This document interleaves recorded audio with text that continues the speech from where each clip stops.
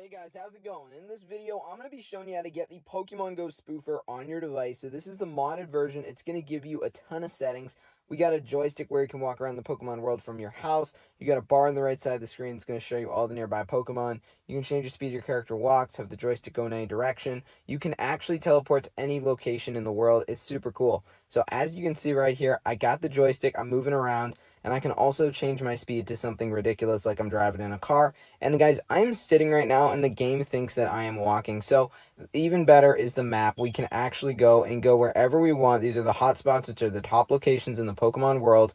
And all we got to do, guys, is just go ahead and teleport to one of these. And all the Pokemon, Pokestops, and gyms in that area are available for us. So I'm going to show you guys exactly how to download it. So let's get right into the tutorial. This is super, super cool. So if you're using an iPhone, guys, you need to go over to settings and you need to go to where it says general. And make sure, guys, you got the background app refresh turned on. So once you've done that, you're pretty much all set. So all we got to do now is go to battery and make sure low power mode's off. You know it's on because your battery percentage will be yellow. So make sure it's off. And now we're going to go to this site right here.